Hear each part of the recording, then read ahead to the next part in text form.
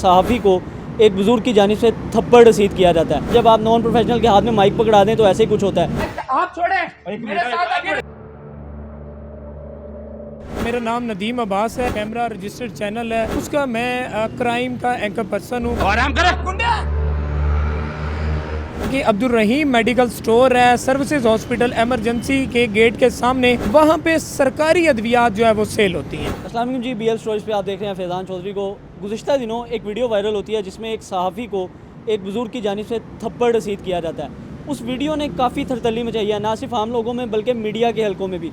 बहुत से लोग उस सहाफ़ी को नॉन प्रोफेशनल कह रहे थे, यूट्यूबर कहा जा रहा था और ऐसी चीज़ें कही जा रही थी कि ये बंदा प्रोफेशनल नहीं था। जब आप नॉन प्रोफेशनल के हाथ में माइक पकड़ा दें तो ऐसे ही कुछ होता है। तो आज वो सहाफ़ी जिसे थप्पड़ रसीद हुआ था, नदीम अब्बास साहब मेरे साथ मौजूद हैं। असल कहानी क्या थी, क्योंकि आप लोगों ने सिर्फ एक छोटा सा क्लिप देखा है, जो असल कहानी है वो आज आपको इस वीडियो में बताएंगे। अस्सलाम वालेकुम नदीम भाई। वालेकुम सलाम जी। नदीम भाई, सबसे पहले पूरा वाक़या आपसे सुनना चाहूँगा।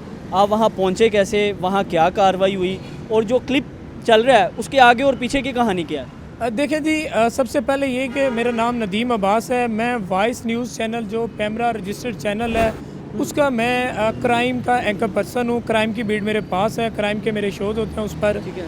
तो हमें हमारे ज़राए से पता चला था कि अब्दुल रहीम मेडिकल स्टोर है, सर्विसेज हॉस्पिटल एमरजेंसी के गेट के सामने एक पैदल गुजरगाह बनी हुई है रोड के नीचे से, वहाँ पे ये मेडिकल स्टोर मौजूद है। वहाँ पे सरकारी अद्वियात जो है वो सेल होती हैं। जब हमें हमारे सोर्स से पता चला तो हमने मुतल्लिका जो इंतज़ामिया है, ड्रग इंस्पेक्टर इमरान सरफराज, उसको हमने साथ लिया और हम वहाँ पे पहुँचे। हमने वहाँ पे रेड किया। जब हमने वहाँ पे रेड किया तो वहाँ पे सरकारी अद्वियात भी बरामद हुई और कुछ ममनुआ अद्वियात जो कि नशावर अद्वियात होती हैं, और बहुत से ऐसे जो इनके ड्रग एक्ट होता है उसके अगेंस्ट जो काम हो रहा था वो भी वहाँ पे पाया गया, जिसमें कि ये डस्ट बहुत ज़्यादा थी, जो कंडीशन ऑफ लाइसेंस होता है वो फॉलो नहीं हो रहे थे। लेकिन मेन जो मुद्दा था वो ये था कि सरकारी अद्वियात वहाँ पे बरामद हुई।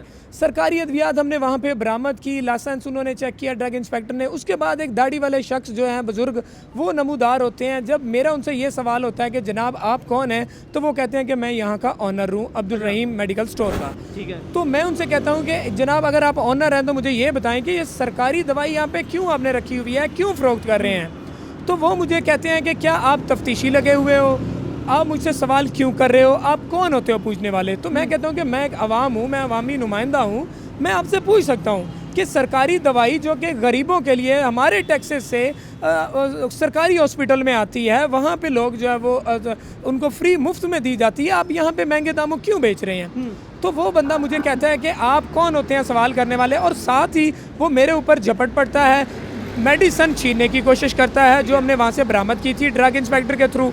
जब मेडिसिन नहीं छीनी जाती वो मेरा गिरबान पकड़ता है, मेरे बटन टूट जाते हैं, मैं गिरने लगता हूँ। उसी दौरान ये होता है कि मैं फिर ऊपर होता हूँ, तब मैं जाके हाइपर होता हूँ। आखिर मैं भी इंसान हूँ, जब मेरे ऊपर कोई शख्स ऐसे करेगा, और वो गलत इंसान था, अगर दाढ़ी वाला था तो वो चोर था, वो कोई इतना वो मोतबर शहरी नहीं था, उससे सरकारी दवाई बरामद हुई थी। ठीक है। जब उन्होंने मेरा गिरबान पकड़ा, मैं जब तो उसके बाद मैं हाइपर हुआ, तो मैंने उन्हें सिर्फ हाइपर होते हुए ये, हालांकि उन्होंने मुझे गालियाँ तक निकाली, मैंने सिर्फ ये कहा क्या आप गुंडे हो, आप बदमाश हो, आप मेरे साथ ऐसी हरकत कर रहे हो? क्या आप एक तो आपसे चोरी, आपसे वो मेडिसिन बरामद हुई है सरकारी, आप चोर हो, तो आप ऊपर से मेरे साथ गुंडागर्दी कर रहे हो। आपकी इस डायलॉग के बाद जो हुआ वो तो हमने देखा ही था कि उन्होंने थप्पड़ रसीद कर दिया, फिर वीडियो बंद हो जाती है। उसके बाद क्या हुआ? उसके बाद देखें जी, प्रॉपर मेरा माइक बंद हो जाता है, वीडियो इन्होंने हमारा एक कैमरा भी छीन लिया वहाँ पे। इन्होंने वहाँ पे गुंडे बुला लिए, इनके अलावा भी और आ गए। उसके बाद ड्रग इंस्पेक्टर वहाँ पे मौजूद होता है, वो आता है, वो आके अपनी कार्रवाई जो है वो मुकम्मल करता है, उस पर वो मेडिसिन बरामद करता है, इनके थंब इम्प्रेशन लेता है, और जो प्रॉपर चलान बना जाता है वो बुला के इनके अगेंस्ट जो इंक्वायरी है वो बोर्ड को भिजवा देता है कि ये मेडिसिन सरकारी यहाँ पे बरामद हुई हैं, और भी जो ममनू मेडिसिन वहाँ से बरामद हुई हैं वो भी अपने कब्जे में लेके और प्रॉपर चलान बनवा के जो है वो कर देता है। लेकिन आपके तवस्सुल से मेरा पैगाम है हमारे बहुत से जर्नलिस्ट ने जिन्होंने एक वीडियो का एक रुख दिखाया, सिर्फ वो वाला दुख, जो बहुत सीनियर जर्नलिस्ट थे जिन्होंने वो रुख दिखाया कि सिर्फ वो चीज़ दिखाई कि जो बाद वाली चीज़ थी कि सिर्फ मैं हाइपर हो रहा हूँ और वो बुजुर्ग मुझे थप्पड़ रसीद कर रहे हैं। लेकिन जो मेरे साथ पहले बुजुर्ग ने किया, मेरा सिर्फ उनसे यह सवाल था कि ये सरकारी दवाई यहाँ पे कैसे आई। अच्छा नदीम भाई, आपके पास कोई प्रूफ था कि वहाँ सरकारी अद्वियात ही सेल हो रही हैं? देखें जी, प्रूफ हमारे सोर्स से था, इसलिए हमने साथ ड्रग इंस्पेक्टर को लिया, हमने छापा मारा तो वहाँ से बरामद हुई। मतलब मैं ये कह सकता हूँ कि आपने प्रॉपर जो रूल्स एंड रेगुलेशन होते हैं जाके कार्रवाई करने के या स्टिंग ऑपरेशन करने के, वो फॉलो किए थे? जी बिल्कुल, रूल्स और रेगुलेशन यही होते हैं कि मुतलका ऑफिसर आपके साथ हो। हमारा मुतलका officer drug inspector Imran Sarfaraz हमारे साथ था, प्रॉपर हम उनके साथ गए, हमने रेड किया, छापा मारा है। उन्होंने ही जो सवाल जवाब किए, उन्होंने ही जो प्रॉपर कार्रवाई है वो करके वो जो दी है वो भी हम आपको दे देते हैं। जो प्रॉपर कार्रवाई हुई है वो उन्होंने प्रॉपर कार्रवाई की है, करके चालान बनाया है और दिया। उस चीज़ से तो ये कोई वो ऐसे नहीं है, वो तो ये मान गए हैं कि ये मेडिसिन हमसे बरामद हुई है। अच्छा नदीम भाई, मेडिसिन वाली बात पे आते हैं। पहले आपसे मैं थोड़ा सा जानना चाहूँगा कि आप इससे पहले भी किसी एक इदारे के साथ मुंसलिक रहे हैं? जी बिल्कुल, मैं स्टार एशिया न्यूज़ के साथ भी मुंसलिक रहा हूँ, वो भी पैमरा रजिस्टर्ड चैनल है। इसके अलावा और पेपर्स के साथ भी रहा हूँ। लेकिन बात यह है कि मतलब हम ये कह सकते हैं कि आपने प्रॉपर जर्नलिज्म के जो इदारे हैं या जो प्रॉपर जर्नलिस्ट के एथिक्स होते हैं वो आपको पता है? अल्हम्दुलिल्लाह मुझे पता है, और मैं एक पढ़ा लिखा सहाफ़ी हूँ और मैं आवाम की आवाज़ बनने वहाँ पे गया था, अपनी जान पे खेल के वहाँ पे गया था।